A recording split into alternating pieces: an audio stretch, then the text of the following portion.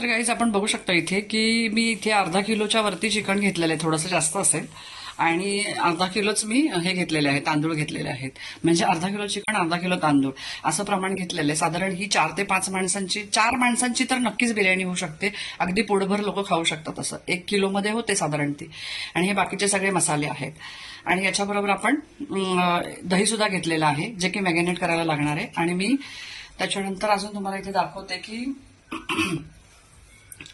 इथे मी कोमट दुधामध्ये त्याला 4-5 केशराच्या काड्या भिजत घातल्या होत्या, जेणेकरून आपल्या बिर्याणीला फ्लेवर आणि रंग छान येतो म्हणून. तर आता बघूया, आपण चिकन मॅरिनेट करायला घेऊया आणि थोडासा अर्धा तास ते मॅरिनेट करून ठेवू. तोपर्यंत आपण तांदूळ भिजत घालूया.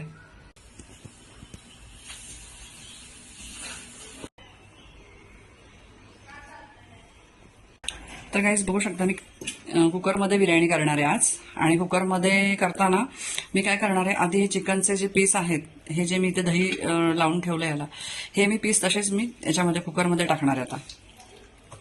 आणि मग पुढे त्याच्यात मॅरिनेट करणार आहे मी. हे बघा,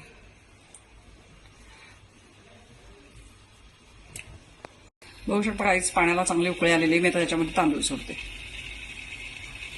चिकन बिर्याणी ह्याच्यामध्ये करणार आहे कुकरमध्ये. तर त्याच्यासाठी मी आता काय टाकते, त्याच्यामध्ये आलं लसूणची पेस्ट टाकते. तर तुम्ही बघू शकता, मी याच्यामध्ये आलं लसूणची पेस्ट केलेली ही टाकते. त्याच्यानंतर मी तुम्हाला सांगते की याच्यामध्ये आपण दही टाकायचे. खूप म्हणजे आता समजा अर्धा किलो आहे ना, अर्धा किलोला अगदी अर्धा पाव म्हणजे तेवढं टाकलं तरी चालते. अर्धा पाव टाका, जास्त नाही टाकलं तरी चालतं.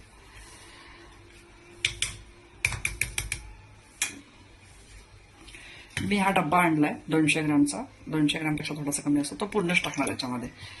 जेवढं तुम्ही दही जास्त टाकाल तेवढी ग्रेव्ही छान होते बिर्याणीची.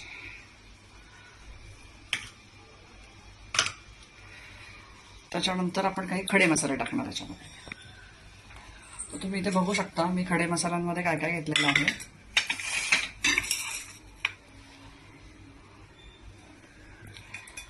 इथे दालचिनी आहे, लवंग आहे, काळी मिरी आहे, जिरा आहे, स्टार फूल आहे, आणि हे आहे आपलं तमालपत्र आहे. अजून मी थोडीशी वेलची पण टाकणार याच्यामध्ये. हे मी थोडीशी दालचिनी टाकली. मी दालचिनी टाकलेली आहे. 1-2 स्टार फूल टाकणार आहे, 1-2-3 लवंगा टाकणार आहे, 2-4 काळी मिरी टाकणार आहे,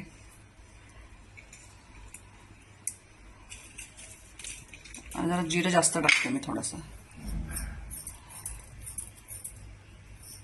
मसाले काय काय टाकायचे आपल्याला याच्यामध्ये बघा. मी थोडीशी हळद टाकणार आहे,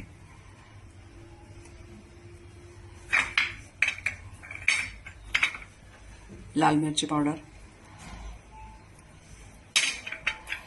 थोडासा माझ्याकडे कांदा लसूणचा मसाला, तो पण मी टाकणार आहे.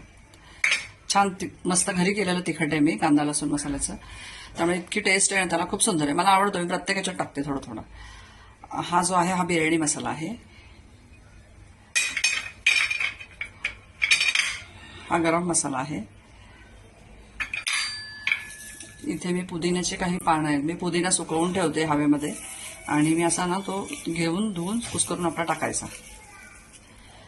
ताजा नाही आणला तरी चालतोय. त्याच्याचबरोबर हे 2 हिरव्या मिरचीचे तुकडे त्याच्यामध्ये मी टाकणार आहे. त्याच्यामध्ये थोडासा कांदा टाकणार आहे काहीच. बाकीचा मॅरिनेट करायला ठेवणार आहे. थोडासा याच्यात कांदा जाईल. त्याच्यानंतर आपण जे केशराचं दूध ठेवलंय ते केशराचं दूध टाकूया आपण. तर गाईस बघू शकता, इथे आपण कढईमध्ये तेल गरम करायला टाकलं होतं. तळणीचंच तेल आहे ते. त्याच्यामध्ये मी हा कांदा तळून घेते. ह्या कांद्याबद्दलची ट्रिक मी तुम्हाला व्हिडिओच्या शेवटी सांगणार आहे, की हा पटकन 1 मिनिटात कांदा कसा तळला जातो, मी काय केलंय ते तुम्हाला सगळं सांगणार आहे. त्यासाठी व्हिडिओ शेवटपर्यंत बघत राहा. तर बघू शकता, हार्डली 2 मिनिटामध्येच, म्हणजे फार वेळ पण नाही लागला, थोडा झालं, तळून झालाय तो. काढून घेते त्याला मी आता. तर गाईस बघू शकता, आपण इथे कांदा पूर्ण तळून घेतलेला आहे. आता अगदी 2 मिनिटं पण नाही लागली कांदा तळायला. खूप सोपी आहे की नाही. ह्या कांद्याची ट्रिक सांगते. आणि तळणीचं जे तेल आहे ना, ते आपण राहिलेलं सगळं तेल आपण मॅरिनेट करताना चिकनच्या बिर्याणीमध्ये आपण टाकणार आहे बिर्याणीच्या. तर बघू शकता गाईस, आपली बिर्याणी झाली. कुकर आपण उघडतो. वास तर खूप सुंदर सुटलेला आहे, मस्तच. थांबा, मी कुकर उघडते.